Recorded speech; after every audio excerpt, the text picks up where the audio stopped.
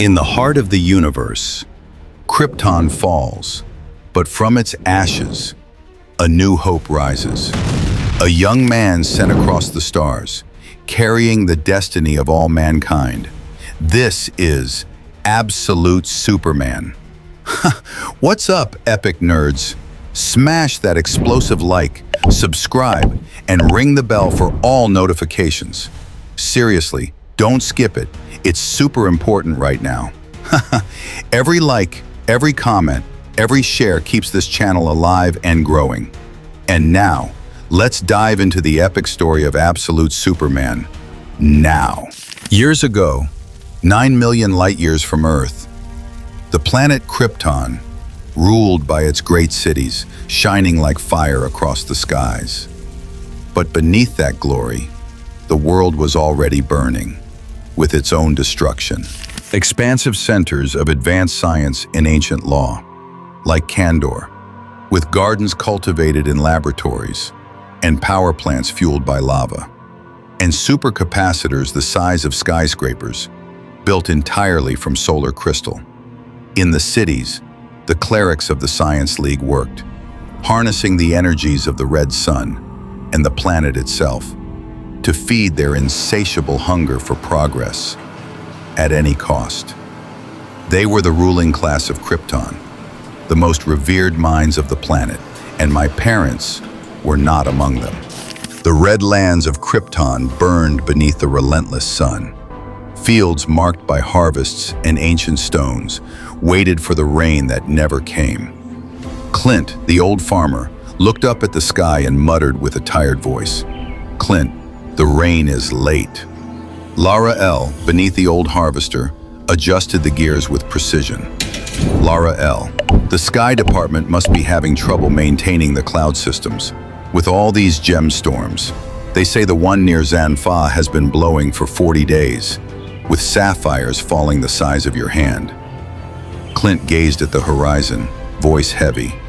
Clint, Krypton has always been resilient, but these days, it feels as if something is wrong with the soil. My farm truly needs that rain. The red sun of Krypton burned high above the dry fields. The old harvester groaned with metallic strain as Clint and Lara L. carried the weight of a world on the brink of collapse. Clint, the old farmer said, "Clint, the clerics charged me for a midnight rain, but I haven't seen a single drop."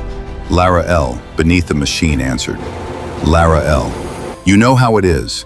With the Science Guild, science always takes a little longer when it's for the Redlands.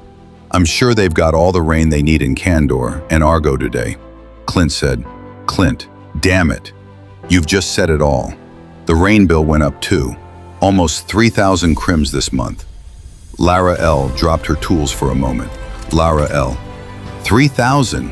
That's absurd. I could build your own cloud generators for that. Clint said, "Clint, sure. And when you get arrested for illegal science, who's going to fix my harvester? You're the only mechanic around here who's kept this old lady running." Lara L. tapped the side of the machine with a small smile. Lara L. She's classic, from a time when things like her were still made by someone's hands. See if you can start her up. Clint said, "Clint, you're a savior, Lara L. How much do I owe you? And don't say nothing. How about a basket of crambusias? They're still Jor's favorites, aren't they?" Lara L. replied, "Lara L. He's coming down today." Clint said, "Clint, oh yeah? He must have come down 1,000 times before, hasn't he?" Lara L. looked at him with unease. Lara L. 3,475. So why is it that this time my stomach feels all twisted? The artificial clouds broke open above the Redlands, and the rain finally fell. Lara L. said, "Lara L., looks like your rain has finally arrived." Clint said, "Clint, about time. Let's get inside before we get soaked." Clint called out, "Clint, Lara, what are you doing?" Lara L. replied, "Lara L., you paid a pile of crims for this rain. Don't you want to make it worth the money?" In school, my mother, Lara Lorvan, was an exemplary student, destined for great things, everyone said. until she wrote an essay criticizing Krypton's lack of investment in interstellar exploration. For that, she was branded undisciplined and forbidden to apply to the Science Academy. She was 9 years old, and she already dreamed of becoming an astronaut. The class structure of Krypton shaped every aspect of life. At the pinnacle stood the Science Guild, and at the very bottom, the Sacred Guild of Labor. Class distinctions were absolute. Each citizen expected to embrace their role and accept their status at all times. The mission of the worker was revered, but also carefully watched. A symbol of the poor, not the warriors. People like my parents carried that burden with pride. We were the children of the sun, those who built with sweat and steel. We were the people of steel. The depths of Krypton rumbled under the weight of unseen forces. Miners pressed forward through the dark tunnels, while sensors picked up signs beyond human comprehension. System alert. Warning. Instability detected. Evacuate the mine immediately. The workers froze, their eyes turning toward the engineer at the front. It was Jor-El of the House of El, Inspector of the Guild of Labor. Jor-El, I see nothing. No stress fractures, no deformations. Nothing that looks like the beginning of a collapse or cave-in. Jor-El, are your diggers certain they heard cracking? His question echoed into the shadows, and even before science could give an answer, the fate of Krypton was already stirring, silent, relentless, inevitable. The depths of the mine pulsed in crimson light, as if the very heart of Krypton beat beneath the weight of solar crystal. Silence was broken by the voices of the miners of the House of El. Miner of the House of El, they swore on their lives, the loudest cracking they've ever heard. They've been descending for so long, they're practically rats of the mine. Another miner spoke, trying to sound confident. Miner of the House of El, we scanned and scanned again, over and over. There's nothing but solid rock and solar crystal for 5 clecks in every direction. There's no danger down here, just a few diggers who lost their nerve. We need to reopen the mine. One of them turned to Jor-El, knowing only he had the authority. Miner of the House of El, but you're the engineer. The decision is yours, Jor-El. Jor-El placed his hand against the trembling rock, as if listening to the planet's heartbeat. Jor-El, I'm El. I'm listening. What are you trying to tell me, Krypton? Suddenly, a harsh voice cut through the cavern, the supervisor of another house of miners, impatient and proud. Supervisor, in the name of Urika, what does this mean? Why are my workers standing idle above instead of mining solar crystal? One of the miners of El stepped forward cautiously. Miner of the House of El. Safety concerns, sir. Some of the miners heard. Jor-El straightened, his voice cutting through like steel. Jor-El, I closed the mine. I am from geological engineering, and I have serious concerns about this mine's stability. The supervisor stepped closer, brimming with arrogance. Supervisor, based on what? Show me the tension indicators. Jor-El remained calm, his eyes fixed on the crystal walls. Jor-El, I'm still searching for them. I suggest deploying drilling probes to explore the deeper layers. The supervisor sneered, voice dripping with contempt. Supervisor, I have a better idea, one that will spare you and me a whole lot of trouble. Supervisor of the Guild of Middle Management, take a good look at my chest. Now take a look at yours. Now go up there and tell the diggers that the Guild of Middle Management ordered them back to work. Miner of the House of El, now I'll tell them. Jor-El, no, you will not. This tunnel is closed until a full inspection is complete. All of you should return to the surface. I will launch the probes myself. Supervisor, you must be the dumbest worker ever to crawl out of the Redlands. Miner of the House of El, Jor-El. Supervisor, you'll still be digging ditches in the Mundru tundra when I'm through with you. Kal-El, my father, Jor-El, was about to graduate from the Academy of Science with flawless marks. A deep roar echoed through the mine. The ground began to tremble. The depths of the mine trembled. A muffled roar echoed through the walls of solar crystal. Supervisor of the League of Middle Management. What was that? Jor-El, run! The rocks shattered into fragments. The ground split open in a scream of destruction. Kal-El, a position of high rank within the ruling class, awaited him. At his graduation ceremony, my father raised his voice against them all. He denounced the negligence of the Science Guild, who saw only progress, while ignoring Krypton's environmental ruin. But his words carried a weight impossible to dismiss. He warned that Krypton's reckless exploitation of natural resources placed the entire planet at risk, and that without drastic reforms, the consequence would be nothing less than a global catastrophe. His speech resounded as a challenge to the highest powers, and for that, he was ridiculed. Expelled from the guild, expelled from the life he once knew. Jor-El, run! Chaos consumed the mine, and yet, in the midst of ruin, one truth remained. My father was right. The depths of the mine erupted in a blinding green blaze. The air turned toxic, and the radiation consumed everything in its path. Kal-El, my planet, rotting from within. The scientists, the workers, the House of El. No one was safe. Amid the burning shards, the miners were struck, their faces twisted in agony, flesh melting under the green lava. They screamed in despair, their bodies dissolving in the deadly light.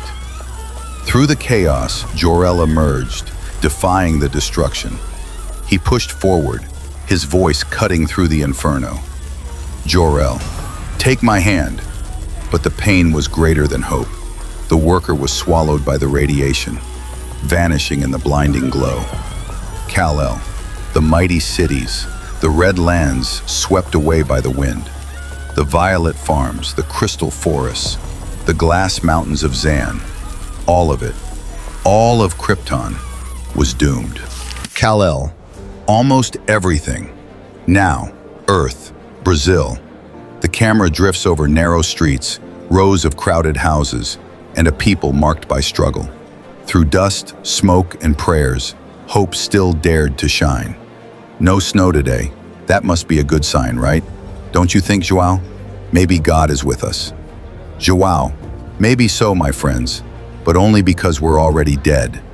Kal-El, 3 days ago, migrant workers in the diamond mine of Estabarco das Lajes were digging beneath a body of kimberlite, a matrix typical for diamonds. When they discovered a massive deposit of asbestos, their employers ordered them to keep digging. And so they did. On the crumbling walls of the favela, a phrase was painted in red letters, echoing both promise and threat. Lázaro is life. It was the slogan of a state program, funded by corporations and the most powerful men on the planet. A hollow illusion of hope sold to the poor, that in truth only served to perpetuate their exploitation. Kal-El. The snow began to fall on the favela near the mine, where the workers lived with their families. Kal-El. A blizzard of carcinogens. Kal-El. When they tried to leave, they were reminded at gunpoint that they were still under contract with the mine's owners, the Lázaro Corporation. Kal-El. Lázaro promised a hazard bonus of 1,500 reais, about $300, more than a month's wages, and yet they worked in a mine that had produced $200 million in diamonds the year before. Kal-El. These miners fear that what they do here, in this darkness, may well be their death. But still, they keep digging, for their families. Kal-El, and I, do the same. The carts emerge from the shadows, overflowing with glowing green fragments. Miner. What the hell is this? The lanterns flickered in the darkness of the mine, illuminating the impossible before the weary eyes of the workers. Carts overflowed with diamonds, shining brighter than ever before. Miner. Diamonds. The ore has already been extracted and crushed. Another miner. That's impossible. The crusher was never used. A third miner looking around in disbelief. And there's no asbestos in the air. It's as if it simply vanished. Worker woman. This makes no sense. Who did this? Who was down here? Older miner. No one was down here. This is a miracle. Another miner, desperate. This is madness. We have to tell someone. Joao. No. The lantern light reflected on his hardened face. Joao. We won't say a word. Our work here is finished, brothers and sisters. You understand? All that's left is to take these diamonds to the surface and claim our payment. At the mine's gate, the corporation's guards noticed the movement. Guard, they're already coming out? With diamonds? That's impossible. Another guard. Yeah, did you hear about Botswana and Daravi? Looks like it happened again. Meanwhile, the miner's whispers grew heavier. Miner, Joao, how is this possible? Does this mean the Omega Men are real? Joao, don't speak of it again. Miner, I'd never say a word to the peacemakers. None of us would. But who do we really think did this? The night before, snow fell over the workers' quarters, carrying with it a cold that seemed to hide buried secrets. Joao, in this place, being alone will kill you faster than the mine ever could. Joao, you're alone, right? Joao, sorry, you don't speak Portuguese? Joao, someone said they heard you speaking Spanish. Another said English. Joao, old Mateus, one of the Cinta Larga natives, swears you're some kind of wild brother from the Amazon, speaking a strange tongue. Joao, I'm sorry, I don't mean to intrude. Here, we all have our secrets. Joao, I'm Joao. Do you have a name? Joao's body flickers for a moment, glowing bones beneath his skin. A living skeleton of light and shadow. Stranger, not anymore. Stranger, what do you want from me? The snow fell heavy, covering the village in silence. The fire warmed tired faces, but hope rang out in Joao's voice. Joao, tomorrow we face the blizzard, but tonight there will be barbecue and plantain. We'll drink cachaça and dance until we drop, as if no fever could bring us down. The workers' laughter echoed, but the stranger's gaze, hidden beneath the hood, remained cold and shadowed. Silence surrounded him, until Joao called out warmly, Joao, stay with us. You'll be welcome. You'll be family. Stranger, I have seen the wonders of your world. Joao, what? Sorry, I can barely hear you. Stranger, I have seen the wonders of your world. Joao, my world. Stranger, and I have seen many places like this, industries built on suffering. Stranger, how do you know what the truth is? Joao, you know, when there is something worth fighting for, that is the truth. The stranger's breath turned to vapor in the freezing air. His eyes burned with a threatening glow. Stranger, and if you have nothing? The stranger turned, his cloak whipping in the wind. Stranger, I must go. There is still work to be done, but thank you. Joao, work. What do you mean by? When he looked up, the stranger was already gone. The storm consumed the village. The wind howled. Silence was absolute. Joao, hello? Now, the silence of the favela is shattered by the sound of violence. Joao is struck brutally, a soldier's kick smashing across his face. Blood spills. The crowd trembles. Pacifier. You think we're idiots? Those diamonds didn't mind themselves. Pacifier. Someone among you dares to disturb the peace? Who is it? The crowd lowers their eyes, fear tightening every breath. A soldier grabs Joao, pressing a blade against his throat. Pacifier. After everything Lazaro has done for you? Animals. Lazaro means life, but maybe, for you, it should mean another pacifier. Sir, head count complete. All workers reported for their shift today, but the truth whispered in silence.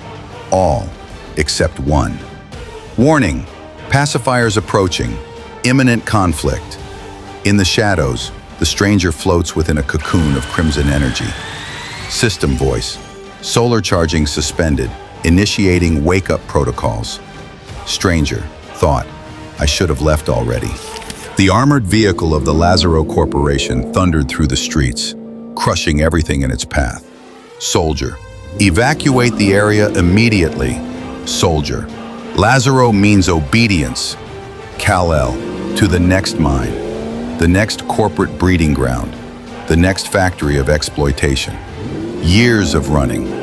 Across this entire planet, the troops stormed out in formation, weapons drawn, spreading terror among men, women, and children.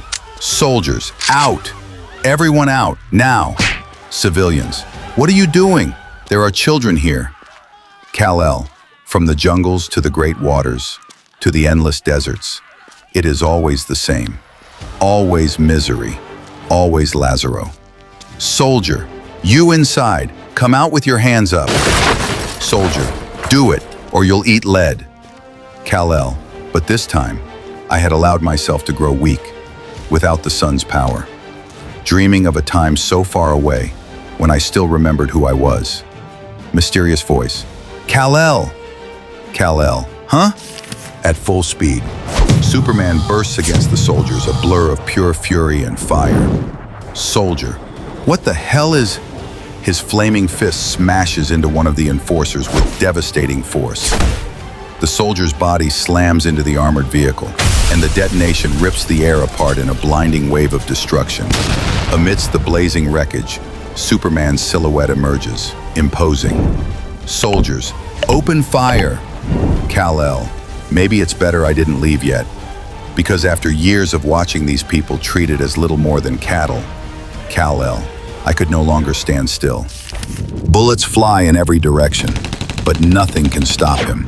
Flames burn in his fists, ancient power coursing through his veins.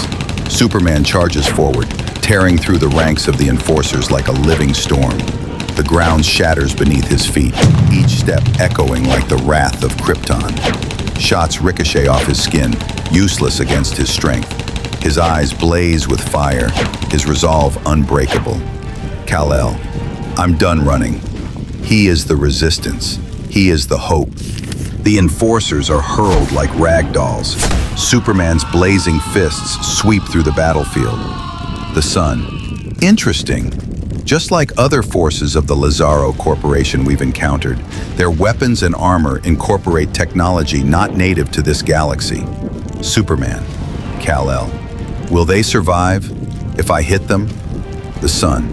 Yes, but still, I advise against this. Superman's blow erupts in destruction, scattering enemies all around. Superman, Kal-El, I already know what you're going to say, son, but we're not leaving until the miners are safe. Voices, bullets ineffective. Voices, adjusting ammunition. Voices, maximum caliber, now.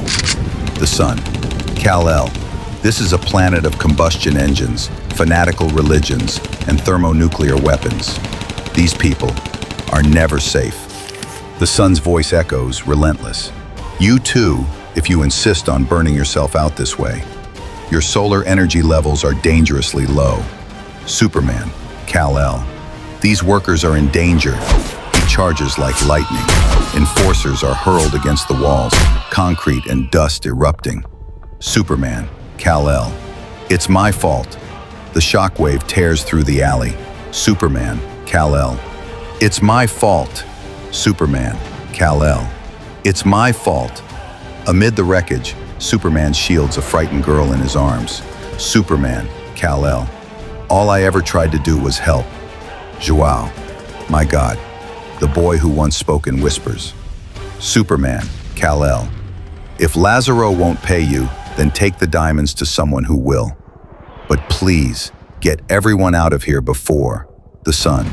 Kal-El, you must leave now. Bolts tear the sky apart, crashing down upon Superman. His body convulses in agony, but he endures.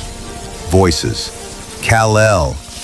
The metallic hum of the drones echoes across the skies as an officer of Lazaro Command bursts out with his furious voice. The control room vibrates with screens, tense soldiers, and the pressure of an unrelenting hunt. Officer of Lazaro Command. Attention, peacekeepers. Cancel the hunter drones, you helmet-wearing idiots. This is an order from Lazaro Command. The director himself wants the target alive. The field phenomena team is already on its way. Agents, tell me what you see. Eyes turn to the monitors, and the image of Kal-El in flames appears, distorted by interference. Agent, physical abilities far beyond any human scale. Observing agent, definitely the same subject from the incidents in Botswana and Dharavi. Technical agent. As before, there's some kind of interference in the images.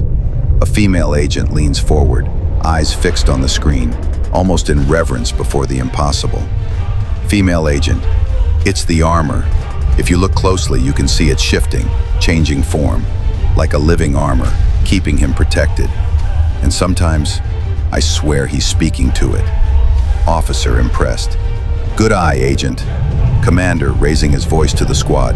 All right, get ready to run and fire, everyone. Then, an older voice, burning like the very core of a star, resounds inside Kal-El's mind. The sun. Kal-El, no. You know you cannot control your... But it was too late. The fire explodes from within him. The rage bursts out like an eruption. Superman explodes in fury, in flames, turning night into day.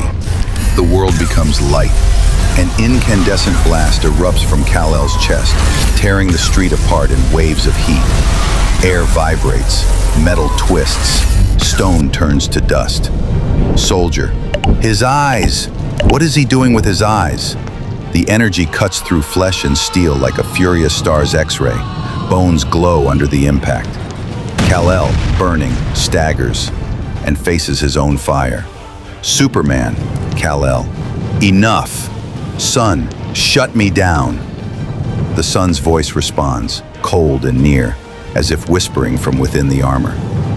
Kal, my mission is to protect you, to guard the last living vestige of the House of El. And so, I must insist, once more. Kal-El falls to his knees, craters erupting beneath his fists, and the entire horizon seems to burn with him. The ground turns into a mosaic of craters and rubble. Peacekeepers lie scattered. At the center, Kal-El burns like a living ember. The sun's voice, do not get involved. The sun's voice, do not risk your life for these people. The sun's voice, leave now. The sun's voice, return to the shadows. The sun's voice, please. Cut. Among the trees and shadows, Joao watches the chaos with the others. The sun's voice, you must never forget Krypton's lesson. Shards float around Kal-El. He raises his face, his body crackling with fire. The sun's voice, some worlds simply cannot be saved. The sky fills with helicopters and armored carriers descending like an iron storm. The sun's voice, not from themselves. Now, Lazaro's armored tanks tear through the rubble, their hulls painted with a mocking slogan. Lazaro means peace. How am I driving?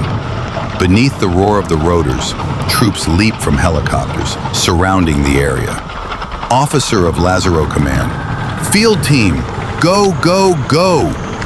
Kal-El walks across the broken ground, his body still crackling, facing tanks and rifles from every side. The circle tightens. Superman, Kal-El, maybe you are right, son. The camera closes in on his exhausted face. The glow in his eyes flickers. Superman, Kal-El, this was a bad idea.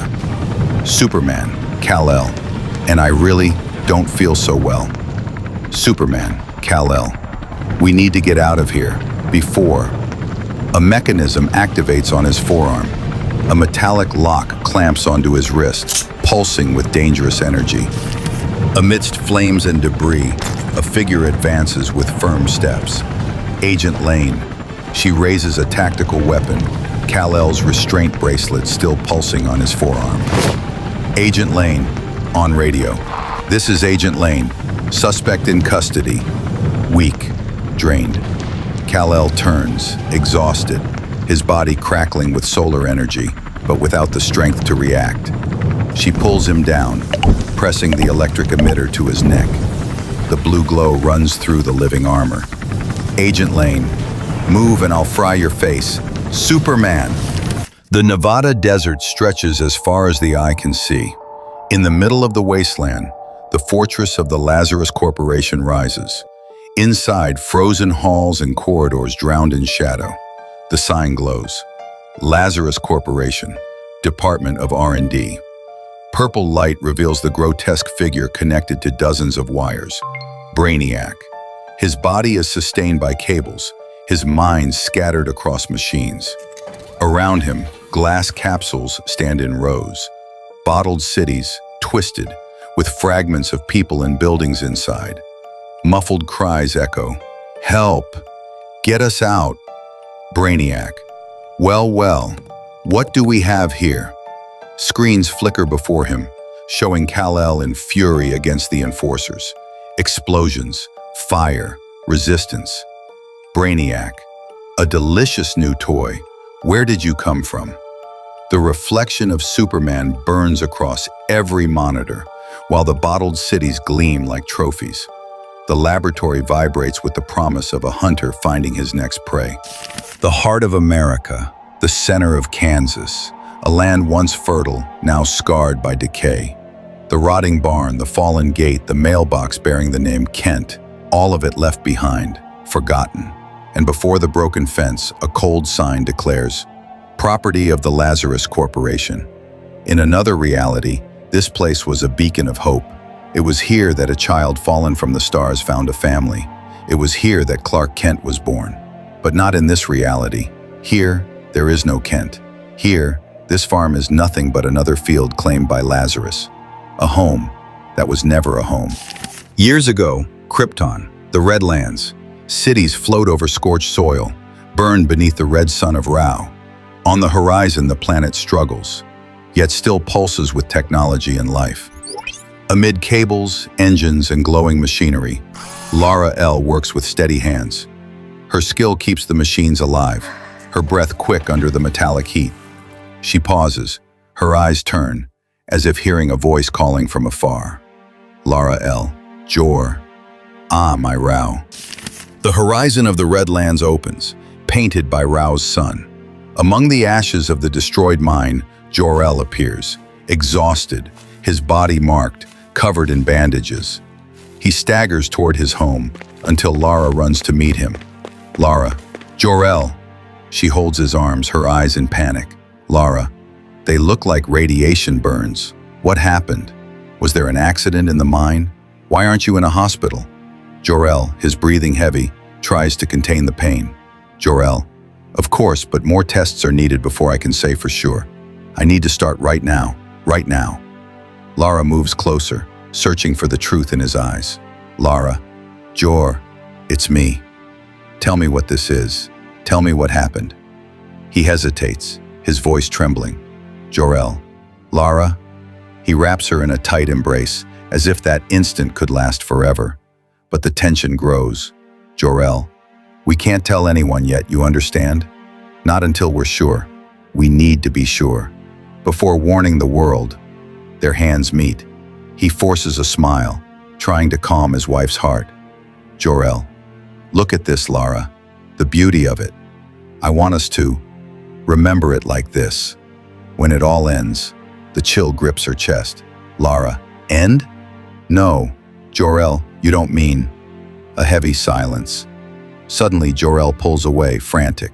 Jor-El. Kal! Where is Kal? His cry bursts out, loaded with despair. Jor-El. Kal! Lara, where is our son? She holds his face firm and answers in a low voice, full of love. Lara. He's safe. He's here. Kal stands before them, firm, but with eyes still marked by concern.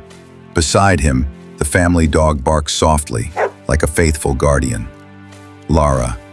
Kal is right here. The boy takes a step forward, staring at his father with tear-filled eyes.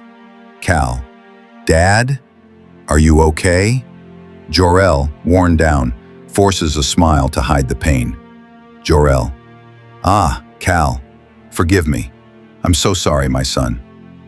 Lara approaches, placing her hand on the boy's shoulder. Her voice flows like a balm. Lara. Your father will be fine, Kal. Everyone will be fine. She then looks at Jor-El, firm but with tenderness. Lara. Jor, whatever this is, we'll face it the way we always do. The red sun bathes the scene in golden tones as the three embrace, as if the entire universe fit into that moment. Lara. Together. The frame closes on the family's tight embrace, but soon, a brutal cut.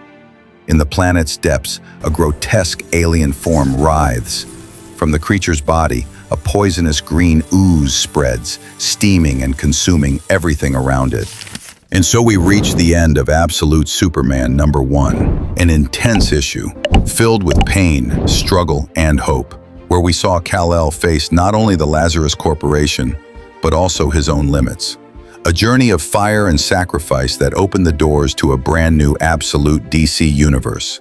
But this is only the first move on the board. Because while Superman battles wars and secrets among the stars, the darkness of Gotham awaits. And in the next chapter of this saga, we dive into Absolute Batman #1, where the Dark Knight begins his own brutal journey in this shadowed universe. So if you enjoyed this explosive narration, you know what to do. Smash that explosive like. Subscribe to the channel so you don't miss a single episode. Hit the all notifications bell, because what comes next will be massive. And of course, drop your comments below about what you thought of this first issue and what you expect from Absolute Batman. Explosive Nerd HQ, where comics come to life. See you next time, nerds.